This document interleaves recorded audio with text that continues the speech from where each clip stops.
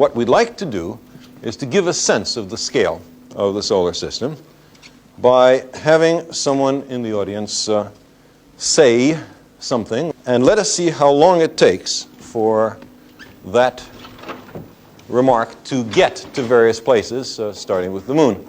Could you please say, "Hello, universe"? Hello, universe. Hello, universe. Aha. Now, that was a 1 1/4 second time delay, which is just how long it takes for light, or radio, to travel from the Earth to the moon. Now, we have here a diagram to indicate the rate of progress of a signal sent by radio from the Earth into space. And we will see how long it takes for that signal to get to the orbits of the other planets. Hello, and look universe. We just heard another hello universe because our radio signal has just gotten to Venus. Hello, universe. Hello.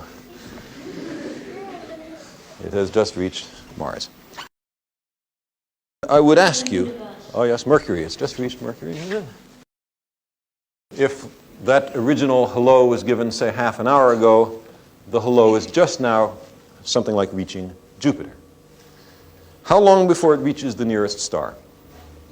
That will take another 4.5 years. The Hello Universe signal would have arrived in summer 1982, the year E.T. was released.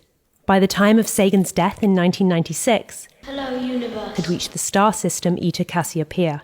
By 2002, when Star Wars Attack of the Clones was released, Hello, universe. had reached Vega, a bright star in the Summer Triangle asterism. In 2021, Hello, universe. is 2.8 million times further from the Earth than the Sun is. Yet the signal is still in our galaxy, the Milky Way. Sagan's signal, spoken in 1977, will only reach our nearest galactic neighbour, Andromeda, in 2.5 million years. The stars are astonishingly further away than the planets.